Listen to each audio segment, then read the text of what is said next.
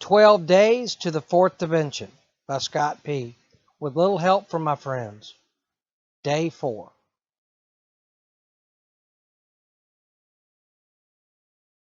Chapter 4, Day 4.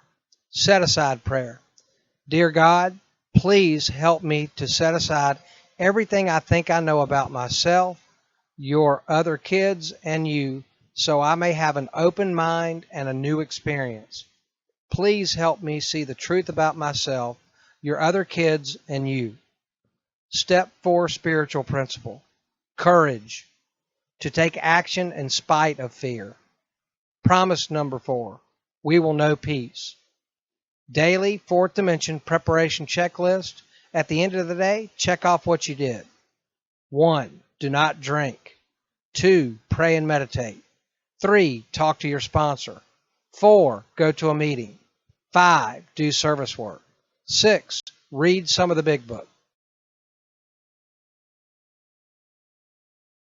Day 4 Story. He was driving home one evening on a 2-lane country road. Work in this small Midwestern community was almost as slow as his beat-up Pontiac, but he never quit looking.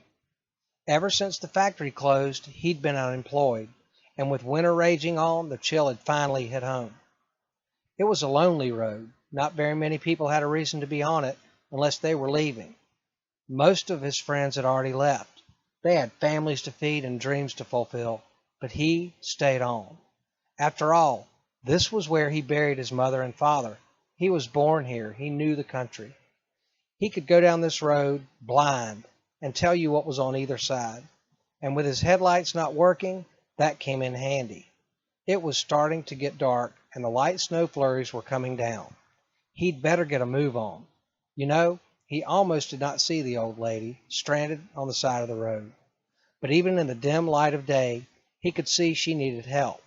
So he pulled up in front of her Mercedes and got out. His Pontiac was still sputtering when he approached her. Even with the smile on his face, she was worried. No one had stopped to help her for the last hour or so.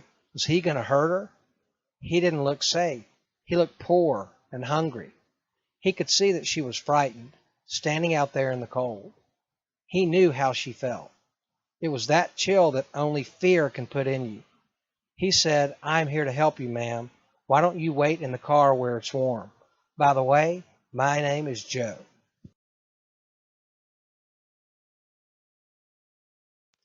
Well, all she had was a flat tire. But for an old lady, that was bad enough. Joe crawled under the car looking for a place to put the jack, skinning his knuckles a time or two. Soon he was able to change the tire, but he had to get dirty and his hands hurt.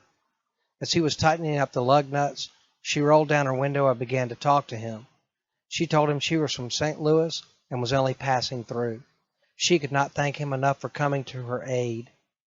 Joe just smiled as he closed her trunk. She asked him how much she owed him. Any amount would have been all right with her.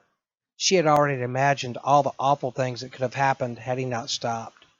Joe never thought twice about the money. This was not a job to him. This was helping someone in need. And God knows there were plenty who had given him a hand in the past. He had lived his whole life that way, and it never occurred to him to act any other way. He told her that if she really wanted to pay him back, the next time she saw someone who needed help, she could give that person the assistance they needed. And Joe added, "And think of me." He waited until she started her car and drove off. It had been a cold and depressing day, but he felt good as he headed for home, disappearing into the twilight. A few miles down the road, the lady saw a small cafe. She went in to grab a bite to eat and to take the chill off before she made the last leg of her trip home. It was a dingy-looking restaurant. Outside, there were 2 old gas pumps. The whole scene was unfamiliar to her. The cash register was like the telephone of an out-of-work actor. It did not ring much. Her waitress came over and brought a clean towel to wipe her wet hair. She had a sweet smile, one that even being on her feet for the whole day could not erase. The lady noticed the waitress was nearly 8 months pregnant, but she never let the strain and aches change her attitude. The old lady wondered how someone like her, who had so little, could be so giving to a stranger. Then she remembered Joe. After the lady finished her meal and the waitress went out to get her change from $100 bill, the lady stepped right out the door. She was gone by the time the waitress came back. She wondered where the lady could be. Then she noticed something written on a napkin. There were tears in her eyes when she read what the lady wrote. It said, "You don't owe me a thing. I've been there too. Someone once helped me out, the way I'm helping you. If you really want to pay me back, here's what you do. Do not let the chain of love end with you." Well, there were tables to clear, sugar bowls to fill, and people to serve, but the waitress made it through another day.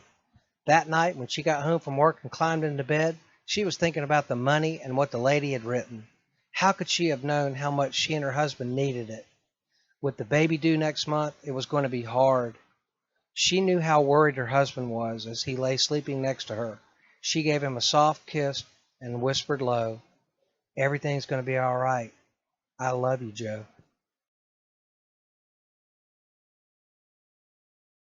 Last but not least, the way to end the day.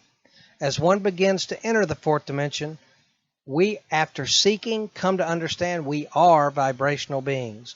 The energy we vibrate is of the utmost importance as we prepare to have this change come upon us. Gratitude is the energy we must generate all throughout our being. Keep it simple. To help you get started feeling this gratitude before resting peacefully, answer these three simple questions. 3 questions, the way to end your day. Today, did I live? Today, did I love? Today, did I matter? Today, treat every person you spend time with like it is the last time you will ever see them. Now, get some rest. Day 5, getting ready to come at you.